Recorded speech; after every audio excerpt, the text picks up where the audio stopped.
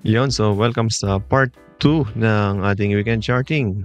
Tagay ng ating poll is nasa ating Facebook yan. So if you want to join our poll, click nyo lang yung description sa baba at mag-join kayo sa ating Facebook para makita nyo ang ating poll every charting natin. Ayan, ang ating mga stock request at ito na, summary, kumuha tayo ng top 12. Okay, if you want to join our pre-Discord, meron din dyan. Punta lang kayo sa featured. Ayan, nasa featured. Ayan o. Featured and click nyo tong link na to. Ayan, meron din tayong pre-ebook. Ayan. At mga testimonials ng student natin. At kung gusto naman sumali sa ating Discord ng YouTube subscriber, di join kayo sa punta kayo sa YouTube and then sa may subscribe, mayroon dong join sa ilalim. Yung click nyo yun at magre-redirect na kayo sa ating Facebook group. Okay, so simulan natin ang inyong mga stock requests. Keeper, so that's number 1, Keeper. Keeper. Chart. Parang matagal ko na na-trade si Keeper, no? At hindi ko na nabalikan. Yun, dito pa ako nag-trade, oh. Parang ang benta ko niyan ay mga 250. Yan, mga parating dito, tapos di ko na nabalikan yan. Pero lakas pa rin, no? Parang gusto mag all-time high, no? Kasi nag-all-time high siya dun, no? Hindi pala. 52-week high. Oh, tama. All-time high na yan kasi dating ano yan, eh. Iba ang pangalan yan dati. Earnings, 14%. Dividends 4%, yan yung play natin dati. Annual 21, so far good. Ganda rin ang chart. Tingnan natin kung may ang fair value niya is 3 pesos. So okay, dikit na sa fair value. Yan, so yun ang target 3 pesos ko. Kung gusto mong bilhin, ang upside mo lang dyan is 4%. Medyo maliit na. May dalawang buy. Okay. PE niya is 11 times. Walang study masyado, no? Tama, 11 times na. Okay, yun lang sa FA niya. Dalawang buy rating, 3 pesos target. Upside, maliit. Pero sa chart, maganda. Pag nag-breakout yan dyan, initial yun, tapos conso dyan. Pag nag-52-week high na naman, di tuloy ang rally. So kung ako sa inyo, kung may hawak kayo dito, i-trail stop nyo na lang, no? Use MA50. Ba yan? Red na yan. 20. Yun, use MA20 as trail stop. 50% then other. Isa kasi tumatama sa MA50 o doon, no?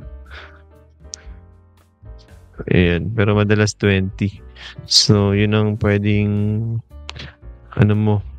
entry point MA20. At pag binutas, pwedeng cut din yun. Kaso, lagi binubutas yung 20.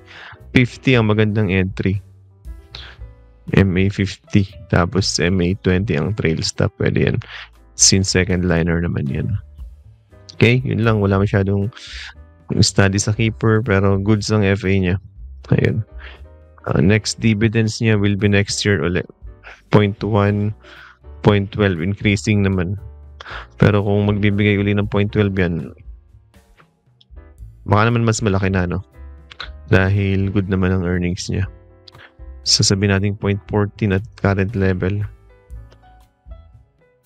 Mga 5% yield ulit. Pero pas na ako dito sa ganito, no? Saka medyo mababa yung volume niya. Okay, next is RLC. Dami ng second liner, Kung panahon na ng second liner, tingnan nga natin, RLC. Nag-bounce. Bounce from major support. Actually,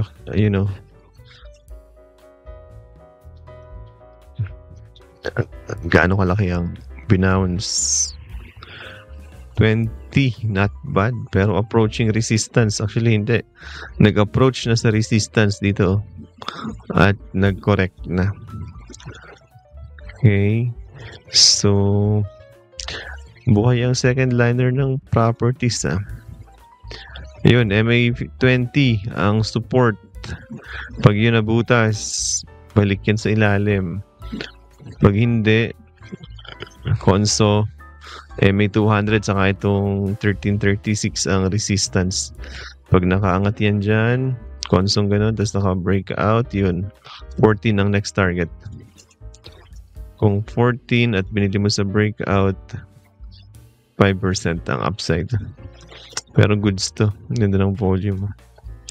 Ganda yung volume. Correction, maliit. Q1, negative 8%. Annual, 14. Dividends, 6%. Malaki pala yung divs. Okay, so, tingin ko konso yan dyan. Tapos X-date, bagsak yan. Pilitin nyo or pulutin nyo lang pag nag-X-date na kung talagang gusto nyo ng RLC. Dyan. Mga 12 pesos. 0.65. Dividends, 0.75. Increasing pa yung divs pero down yung earnings na. Increasing nga. Okay din, kaya umakitin ko ng dividends. So, RLC, 22% ang target this year. Labas siya ng just negative. Pero umakyat siya dahil sa kanyang earnings, sa kanyang dividends. Taas ang yield.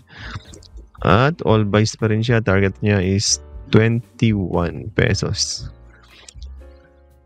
Goods talaga si RLC. Fundamentals. Kahit noon. Kaya lang properties hindi pa medyo sa cycle, no?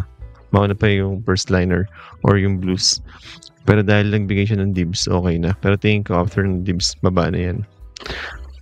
Kaya kung bibili ka ngayon para sa dibs, expect mo na kakainin din yung gain mo or yung dividends pagdating ng X-date. So avoid na. Kung may hawak ka naman, sell before the X-date, no? Parang walang chance.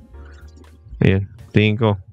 Parang walang chance na mag-breakout dito sa 13, no? By the time magkamali, pero I think ang play dyan is tapusin yung dibs tapos isell sa X-date.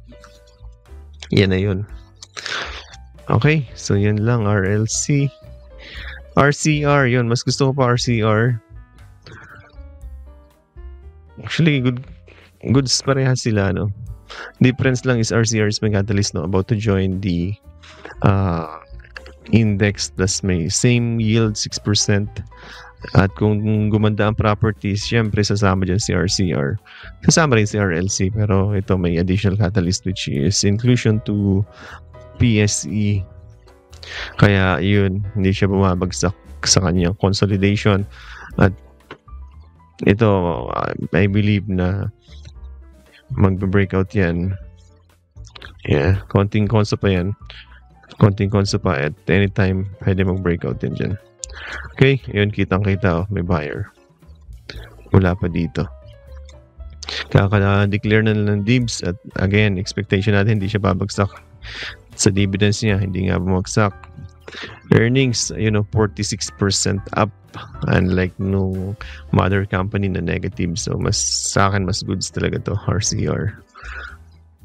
Okay, so yan lang. Pag nag-breakout yan, target is 7 pesos. Which will give you another upside sa current level of 7%. Okay. Ayun, tatlong buy, 7% target. Ayun lang. Okay. Next.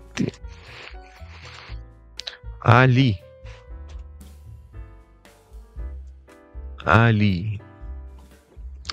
Again, property play is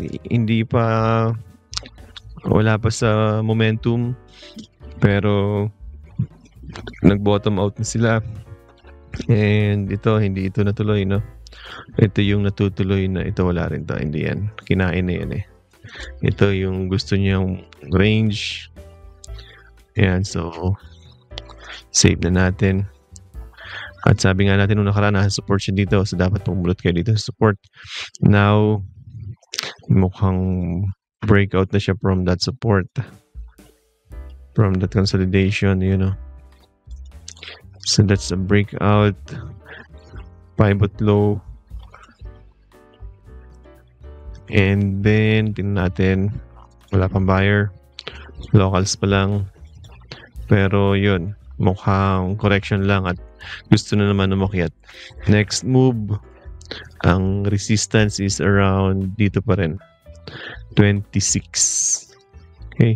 Hanggang 27. Pero may resistance kasi doon sa 26 talaga. So, kung bibili ka sa current level, medyo late na, no? Dapat dito yan, no? 22. 23 pa lang naman. So, target mo is from 9% to 12 and then 16%. Okay din ang range. Swing lang for Ali. Pero I think this one, 26 is major resistance. Okay? So, that's Ayala Land. Accumulate. Tatlong buy. 12% ang target. Ang binigay sa Q1 is in line or above ng konti. So, that's actually good. Ano pa? Fair value is 39.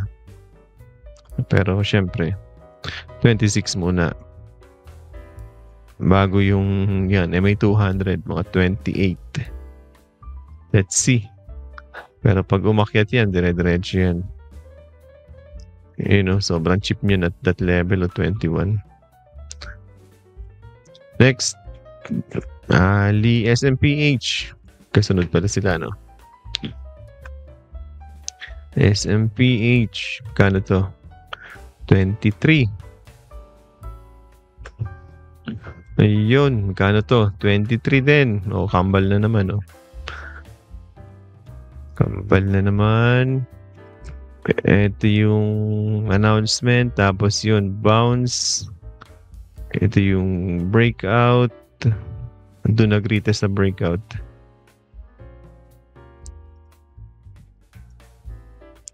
Doon. Anyway, kung higher low yan, edi yan na yung kanyang bubuing range. Going higher, hopefully. Ayan. So, tingnan natin kung aakyat siya pataas.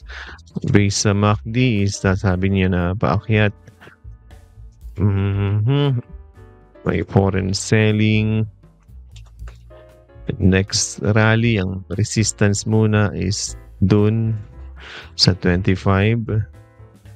And then, next na yung 26. Ayan. So, yan yung mga resistance level niya. Ito, alisin na natin to. So, next move will be, dahil sa support, no? Ito, alisin na nga natin to. Papagulo to eh. Ayan. So, next move is going dun. 25. Then, yun, 26. Okay, so yun yung possible na next movement niya. Okay. Upside, kung nabili mo sa deep, napakagaling na nakabili dyan, syempre. Hindi, wow. Yun, 11% upside. Pero normally, makapapabili ka lang dito. Dyan. Kasi yan yung 6,350 level eh. So, 9% up to 12% upside. Okay. So, yun lang. May dividends ka pa dyan at 2%. Okay na rin. Target for this year, Q1 niya is 11, ang target sa kanya is 8, so above consensus to. That's why malakas yung chart. Tinamaan lang ng correction sa index. Siyempre, pag nag-correct sa index, SMPH is, I think, one of the top 3 na biggest, parang siya na nga yata may biggest market cap. Kaya, sunod lang sa kanya si index. Or sunod lang siya sa index. No? All buys, 2% yield. 2% yield. May. Yun, tuwing May siya nagbibigay. Dati, 3% 3.346 ngayon, 0.48. So that's a good news. Okay, so far goods talaga to lahat. Target price is 37. So sa kapa yun 37. Kung kaya mo magantay ng 2 years, yun. 37, that's 57% upside. Mabagal pero kung volume yan, sarap yan. Okay, SMPH SEC-B. SEC-B, live charting natin. Balikan nyo yung live charting natin. Diniscuss na natin to doon. At sabi ko nga sa inyo na ang loan growth is toppish na at medyo nagde-decline na yung growth or nag-slow down na. Ayan din ang resistance na sinabi ko sa inyo. And kung magka-catch up siya sa big banks, dapat nag-reflect sa earnings. Ang target sa kanya is 16. Ang Q1 niya is 7. So malayo, no? So, kaya paglabas ng earnings, boom, buhos, di ba? Kasi nga below consensus kayo. 5% yield naman, no? Panalo naman sa yield. So twice magbayad. Sa November meron ulit 1.5 kung 1.5 maliit na lang. Annual niya is 23%. Maganda yung kanyang Q1 or yung kanyang 2024. Kaya nagrally siya paglabas ng earnings na yun, pero biglang labas ng Q1, syempre disappointing bagsak, no? Yun lang. So banks, actually wala sa radar ko ang banks. Pero kung type nyo ang banks, no problem. Yun. Mukha namang wedge. Tingin ko babalik yan sa kanyang major support na 58. Yan, mabalik yan dyan. Mukhang double bottom na siya, no? Pero downtrend kasi, so pwede siyang mag-lower low. Dito yan babounce. Then, dun. Yun. Mga 8% din na bounce. Pero yun, kung type nyo lang, kung type lang. Tatlong buy, 5% yield. Target is 115. Yun lang. Price to book, syempre. Cheap palagi. Okay, so that's all. SEC-B. Lima, wala na. So that's all for our part 2. Again, if you want to join our Discord server ng YouTube subscriber, just click to join or subscribe para makapasok sa chat group. If you want to join TFT Discord, be part of our student. May ongoing tayo ngayon. Pwede po kayo humabol. And ano pa? Wala na. So, yun lang. I hope na kumita tayo ngayong linggo, no? Chill lang. Walang masyadong ganap. Range trade lang tayo this week. And magantay ng tamang entry. Gaya nung nakaraang linggo, yun ang tamang entry. At this week, mag-aantay ka na ng sell point kasi wala namang magandang catalyst. This coming week, meron mga end of the week pa. Pero kung maganda yung palabas na data, di ngayon pa lang medyo may rally na. So, benta-benta kung may rally. Okay, so yun lang. Thanks for watching. Feel free to share this video sa mga groups nyo. And don't forget to share and subscribe our videos.